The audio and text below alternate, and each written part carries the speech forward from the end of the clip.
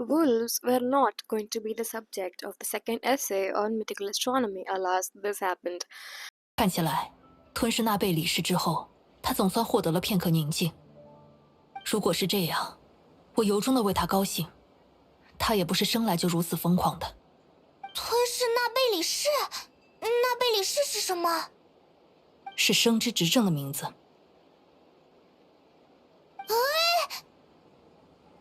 这件事还是前不久爱丽丝阿姨告诉我的。说实话，我不惊讶，老师迟早会那么做。关于生之执政，我所知道的也只有，纳贝里氏也并未完全消失，而是与老师融为了一体。I honestly don't think I can put to words my emotions when I heard the word Naberius said aloud by Paimon Ital, considering that I have spent an ungodly amount of time going through grimoires, papers, and sketchy HTMLs for every bit of information I could gather on Miss Naberius here, who, for quite a while, was tucked behind Albedo's character stories, and now she's here, kinda. She's the shade of life, and she got wooed by Mama and daughter. This game will not ever shut up about womb horror and surrogate violence, would it? Regardless, I am Mishri and welcome to episode 2 of Mythical Astronomy, where we try to find the stellar stories hidden in Teyvat. This time, we are answering one simple question: what is Naberius? In this essay, we will discuss the origins of Naberius as a spirit, the nexus between moons, eclipses, and dog deities, the Indo-European roots of the cynocephalic psychopomp, and Naberius's associations with magic, alchemy, and power of creation through words. We will also look at the dog star Sirius and its legends and study the role Naberius plays in the process of creation and try to come up with a fun answer as to what exactly is happening in Teyvat. Timestamps and citations are in the description box, and do grab some tea this time around. The Duke specifically requests it. We first come across Naberius in Albedo's character story 4, where we learn that he once led a simple existence, and after him and his master, Rhine-daughter, discovered the heart of Naberius in a domain, he was sent to Mondstadt to finish his final assignment. In the 5.6 Mondstadt interlude quest, we later learn that Naberius is the shade of life who became one with Rhine-daughter as the alchemist devoured her. This also means that Naberius was the one who created Egeria to house the heart of the primordial sea, as stated in the Fontaine Glider, and Neuvillette's character story 5 calls Naberius the god of life appointed by the usurper, the primordial one. Interestingly, Naberius the Shade is also referred to as an envoy, indicating a continuum between the shades and the angels. Also, as a Wrightsley fan, I'm duty-bound to mention that Naberius, the spirit, is also known as Cerberus, the three-headed guard dog of the Hellenistic underworld, which just so happens to be his constellation. The earliest mention of Naberius as a spirit comes from Johann Voyer's Eudemonarchia Daemonum, an appendix to the 1563 text De Praestiglis Daemonum. The Naberius a la Cerberus is the 17th entry, a marquis who shows up as a crow, makes people skilled in all sorts of arts and sciences, and especially rhetoric. In the Lemegeton, Naberius is the 24th spirit, and the Dictionary Infernal depicts him as a three-headed dog. Dante's Divine Comedy has Cerberus guarding the third circle of hell, where the gluttonous are punished. Studying the growth of the spirit through the ages, we can find traces of Greco-Egyptian syncretism, where the cynocephalic Hermanubis is revered not only for his role as a psychopomp, but for being a major deity involved in magic and investigation of the truth. If you are thinking about Hermes Trismegistus and the Emerald Tablet, you're absolutely on the right track. As a chthonic spirit, Naberius was said to make the magician knowledgeable about metals and minerals. We can see how Genshin takes these parallel yet overlapping themes further. King Deshret's sage Hermanubis was an excellent alchemist. Speaking of Hermanubis, both Sathos and Cyno having electrovisions is quite fun because Naberius is said to throw out thunderbolts. I also find it interesting that Razor, with his overwhelming canine imagery, also has an electrovision, given that the Raiden Shogun likes dogs. By the way, do not ask me about Ororon's vision. He is so loaded with arcane symbolism, I fear that we would be here all day. Naberius, being a thunderbolt-throwing psychopomp dog associated with the underworld, reminds me of Xolotl, Quetzalcoatl's darker twin, who is again a dog-headed deity associated with thunderbolts, death, the underworld, and with the planet Mercury. And yes, I hear you ask me about Venus, don't you worry. Naberius in the Grand Grimoire is a spirit under Hecate, associated with the moon, through her conflation with Artemis and with Venus, as one of her epithets is Phosphorus. Hecate, the lunar goddess of magic, boundaries, witchcraft, and crossroads, is famously associated with dogs and is often depicted with three heads. As Time's daughter told us, wolves are children of the moon. Funnily, Cerberus is a now obsolete constellation introduced by Hevelius in the 17th century, depicting a three-headed snake that Hercules holds. It was later combined with another obsolete constellation, Rammus Pomifer, representing the golden apples of the Hesperides that Hercules had stolen for his 11th labor. This little tidbit makes Rhindotter's devouring of Naberius incredibly significant, as the Hesperides are said to have inspired the Rhine maidens in Richard Wagner's opera Des Ring der Nibelungen. And let's not forget how Rhine-daughters associate Alice swept away Klee and the Bros for an epic adventure in the Golden Apple archipelago. The my theme of a canine companion associated with death and the journey to the afterlife is an older one, found across cultures throughout the globe. In Hinduism, Sharvara and Shyama are the guard dogs of Yama, the ruler of the dead, and some have compared them to Geki and Freki, the two wolves of Odin, who again is thought by some to be a death god. Odin also has two ravens accompanying him, Hugin and Mugin, and yeah, Odin is also Mercury. Cerberus, the Greek hound, and Garmer, the guardian of Hell's Gate, not only share a similar role, but are also thought to be connected etymologically, although this nexus is a bit debated.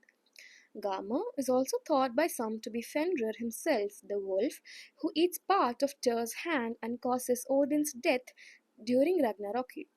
Fenrir is said to have had two children, Skoll and Hati, who chased the sun and the moon respectively, whose devouring of the celestial bodies would cause an eclipse. Many propose that Garmer, Hati, Skoll, and Fenrir all represent the same hound. Fenrir is Loki's child, and Loki's torch is represented by the brightest star of the sky, Sirius, also known as the Dog Star, and Sirius has a lot of stories to be told. Sirius, also known as Alpha Canis Majoris, is the brightest star in the constellation Canis Major. While thought to represent the hunter Orion's dog, the early Greeks knew it simply as the dog star, with the precise etymology of the word Sirius itself lost to time. Some propose an Indo-European origin, suggesting the ancient Iranian Tishtria as a possible cognate, and while such connections may be tenuous, looking at the iconography of these ancient legends may tell us something quite noteworthy about Naberius herself. Tishtria is an ancient Avestan deity representing Sirius, associated with fertility and bringing forth rain, who fought the demon of drought, the Apaosha. In Armenian, Tishtria was the messenger and scribe of Aramast, the highest god, while also being the god of scribes, wisdom, literacy, rhetoric, and a psychopomp who recorded dreams and was a fortune teller. Tyr is identified with Hermes and Mercury and also with the Mesopotamian god of scribes Nabu. Yes, the very same Nabu who inspired the goddess of flowers, Nabu Malikata, whose child, the Kuarena, battled against the mark of Apaosha for centuries. Tishtriya's proposed Vedic cognate is Tishya, associated with Pusha, a solar deity responsible for marriages, journeys, roads, and a psychopomp. The nexus between Sirius, the underworld, and the sun do not stop here. The star was also identified with Sarama, the heavenly hound and the mother of all dogs in Hinduism.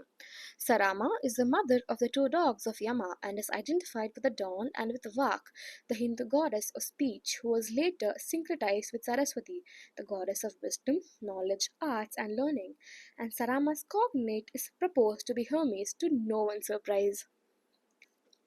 When it comes to ancient Egypt, the heliacal rising of Sirius marked the flooding of the Nile and was a key event denoting the new year. Sirius, personified as the goddess of death, was later associated with Isis, allied with Sah, who represented Orion and Osiris. Sobdet was known to the Greeks as Sotis, and the male form of Sobdet was associated with Anubis. Sirius, which also seems to stand for scorching according to some studies, was thought of as an arrow in ancient Babylon aimed at Orion. Interestingly, the word for Sirius is also thought to refer to the planet Mercury. Pusha in the Vedas is also thought to have been the arrow of Rudra. In Nordic mythology, Sirius is known as Lokabrenna, Loki's torch, sometimes associated with the fire giant Surta's fire, which literally is Surtalogy. In China, the star is known as Tiangong or celestial dog and is considered responsible for causing eclipses by eating the sun and the moon. In medieval astrology, Sirius is one of the 15 Behenian fixed stars associated with the planet Venus, the stone beryl, and the plant juniper. Naberius' multifold nexus to Sirius truly highlights the role speech and reason play in the game. As we learned from Simulanka, the power to create is the magic of words, and alchemy itself is likened to writing and drawing multiple times in the game, starting with Albedo's blueprints and the artifact transmuter. Naberius in the Lemegeton being associated with rhetoric while inspiring the shade of life is quite significant, given how stories play a major role in the game. As the Little One quest culminated in Tolan, we learn that phlogiston is a form of Computronium, an element that, when inscribed upon, takes multiple forms. Knowing how phlogiston is the primordial source of elemental energy in Teyvat, and noting how ley lines that carry elemental energy are said to form the building blocks of the world, the nexus between creation of reality and creation of life itself is exceedingly clear. The world of Simlanka was fashioned by the witches of the Hexen Circle, and it was a world woven to life using paper and ink. Here's the funny thing. In Little Witch and the Undying Fire, Octavia goes out to seek the star of Scorpio, also known as Antares. Antares was known to the Teutonic peoples as Fenris Wolf, the bloody heart of the hound. Fenris, who is also a gardener who may be connected to Cerberus again. In the Cherokee tradition, Antares and Sirius depict the two dogs guarding the ends of the path of souls. And of course, Antares represented the scorpion heart of the goddess Ishara in ancient Babylon, who is said to have been syncretized with the Mesopotamian goddess Ishtar over time. I mean, you can't really have a mythical astronomy essay without the load-bearing Ishtar mention now, can you? Speaking of Computronium, it is a hypothetical material put forward by the MIT scientists Norman Modulus and Tommaso Toffoli in 1991 that is programmable in itself, allowing for virtual modeling of basically any real substance. Subatomic modeling of Computronium could thus hypothetically allow for terrestrial civilization to expand rapidly, including the development of Matryoshka brains, megastructure computers fueled by Dyson spheres that hold within themselves a star as an engine. Such megastructures and further use of Computronium, including brain matter itself, is notably found in the collaborative hard science fiction project Orion's Arm, which just so happens to be on Ike's itinerary in Vera's Melancholy. When it comes to language and definition being the power of creation and how names possess power, it is quite intriguing that the ancient legends of Natlan had the name Gozoitoth, which of course brings to mind Yog-Sothoth, the Lovecraftian outer god.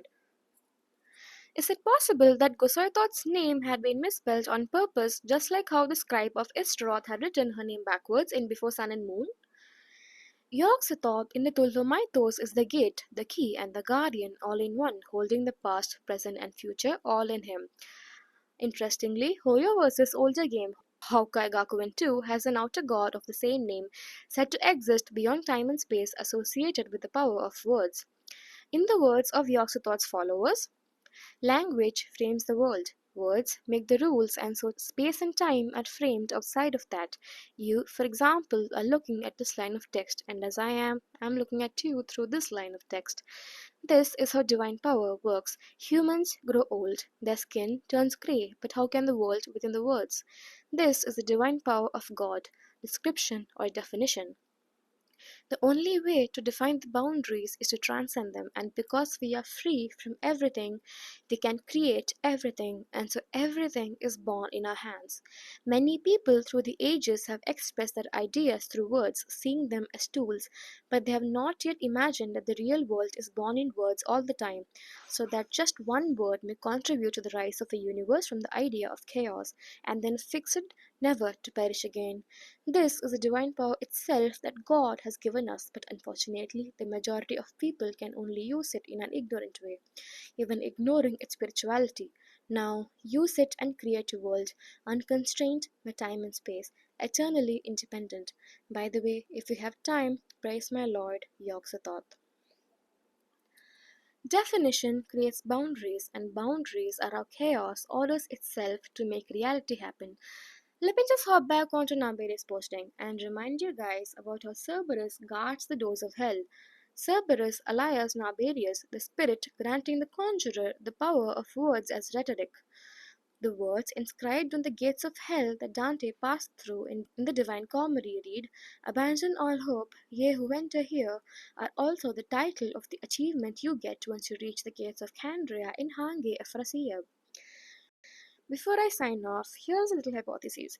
If I propose to you that given how the guardian of the underworld is the shade of life, and how Candria, the underworld realm, had people coming in from outside Teyvat, and as mentioned in Perinheri, and given how language defines reality, and phlogiston is Computronium, and so is elemental energy, since it forms the building blocks of reality, and that in the light of all these facts, there are no humans left in Teyvat, only simulated apparitions since everyone is dead, what will your answer be? I'll see you guys next time.